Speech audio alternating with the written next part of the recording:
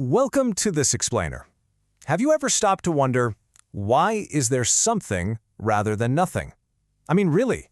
According to the foundational laws of physics, our cosmos should just be a cold, dark void of pure energy. No stars, no planets, and definitely no us.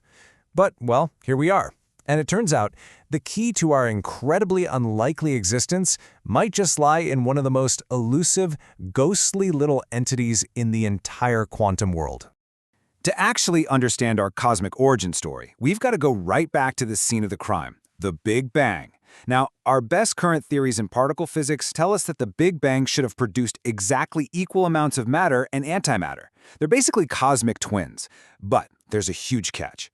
You see, whenever matter and antimatter meet, they absolutely obliterate each other in a spectacular flash of pure energy. So, if the universe started with a perfectly 50-50 split, they should have completely wiped each other out within a fraction of a second. Which brings us to a rather absurd realization. As Astronomy magazine puts it, antimatter is vanishingly rare in the universe. So what happened? It's a great question, right? Sure, we can cook up tiny amounts of it in particle accelerators, or catch trace amounts from radioactive decay. Heck, there's even a little bit inside bananas. But out there, in the vast cosmos, it's practically non-existent. We clearly live in a matter-dominated universe. So, some subtle, mysterious process way back in the early universe must have tipped the scales, favoring matter over antimatter and leaving just enough leftover stuff to build, well, everything. Section 1. The ghostly neutrinos secret. For decades, this massive cosmic imbalance was arguably the most frustrating mystery in physics. But eventually, a trail of quantum breadcrumbs led to a super unlikely suspect. Just think about this number for a second. 60 billion. That's the number of solar neutrinos passing through just a single square centimeter of your skin every single second. They're literally raining down on us right now. But because they have zero electric charge and almost never interact with anything, they just ghost right through you, the Earth, and the rest of the solar system completely unnoticed. Scientists actually used to think these little ghosts, sometimes called the little neutral one, were totally massless, kind of like particles of light. But late 90s experiments threw a massive curveball. They proved that these trillions of neutrinos passing harmlessly through us actually oscillate. They kind of shapeshift on the fly, swapping between three different flavors: electron, muon, and tau. Now, mathematically speaking, this quantum shapeshifting is only possible if they actually have a tiny bit of mass. And by having even a smidge of mass, the neutrino officially broke the standard model of physics. That broken rule? That was our very first clue. Section 2. The cosmic seesaw mechanism. So how do we fix that standard model bookkeeping error and explain why a neutrino's mass is so mind-bogglingly tiny?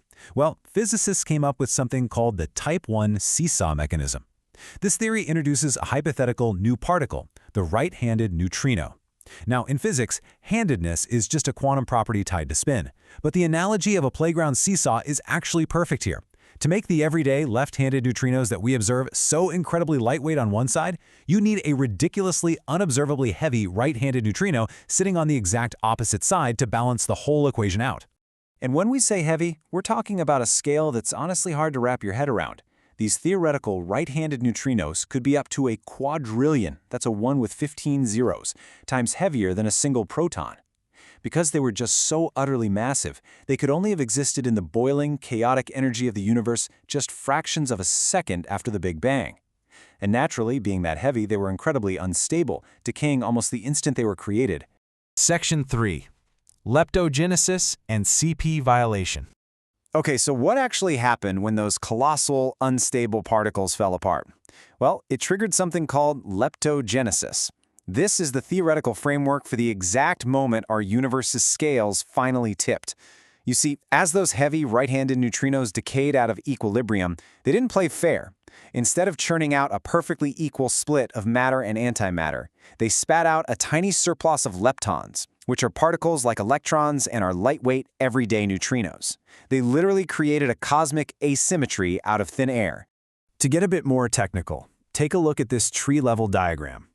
As the infant universe rapidly expanded and cooled down, those heavy right-handed neutrinos, which you'll see marked here as N1, dropped out of thermal equilibrium. Basically, they didn't have the ambient energy they needed to stick around, so they decayed into a lepton and a Higgs boson. But here's the thing. If this straightforward decay was the only way it happened, matter and antimatter would still be perfectly balanced. The real magic, the real game changer, happens in the quantum interference shown in this one-loop diagram.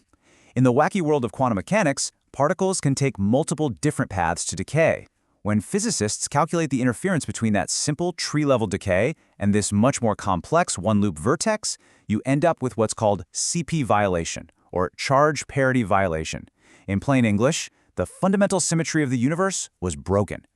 Those heavy right-handed neutrinos ended up decaying into normal matter leptons just a tiny bit more often than they decayed into antimatter antileptons. So let's step back and synthesize all this heavy physics into a clean three-step timeline, a cascade to matter dominance. Step 1, massive right-handed neutrinos decay out of equilibrium. Step 2, thanks to that CP violation, those decays leave behind a permanent accumulation of lepton asymmetry, a tiny excess of matter leptons over antimatter ones. But you and I aren't just a bunch of loose leptons, right? We're made of heavy protons and neutrons, which are called baryons. Getting to that point requires step 3, spalaron conversion. Section 4, the Great Spherulon Conversion.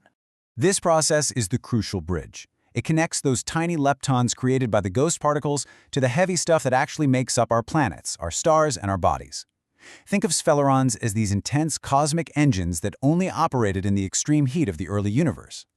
The math behind them is totally mind-bending because they're a non-perturbative mechanism that actually violates both baryon and lepton conservation numbers. Basically, if you feed a spheleron an excess of leptons, it'll chew them up and convert that lepton asymmetry directly into a baryon excess. Now, this cosmic engine was only running when the universe was unimaginably hot, way up above the electroweak scale. It took that leftover lepton asymmetry from our heavy right-handed neutrinos and systematically converted roughly a third of it into everyday matter, your protons and neutrons. But the universe was still expanding and cooling extremely fast. Once it cooled below a specific threshold, the whole spheleron process just froze out. The engine shut down for good, and whatever excess matter had already been converted, that was permanently locked in for the rest of time. Section 5, why we exist at all. When you finally tally it all up, the result is just profound. The vast majority of the matter and antimatter created in the Big Bang did exactly what we expected it to do from the start. It annihilated entirely into a black void of pure energy. Antimatter was effectively wiped down to absolute zero. But because of that neutrino sneaky CP-violating decay, there was a tiny asymmetry left over. Roughly 1 extra matter particle survived for every billion antimatter particles. That one tiny, vibrant sliver of matter survived the Great Annihilation. And that leftover fraction, that is the entirety of our physical universe today. Every single galaxy, every star, and every atom in your body. It is incredible to think that it all traces back to the ghost particle. Solving the neutrino mass issue does not merely clean up a standard model bookkeeping error. It may explain why we exist at all. Back in the early universe, the decay of heavy right-handed seesaw neutrinos favored the production of leptons over antileptons. Then, sphaleron processes converted that lepton asymmetry right into a baryon asymmetry, the precise excess of matter over antimatter that allowed stars, planets, and human beings to form. Thus, the ghostly neutrino, literally the lightest matter particle in existence, holds the key to why a universe made of matter exists at all. So the next time you look up at the night sky, you have to ask yourself, what other massive secrets are hiding right inside the universe's smallest anomalies?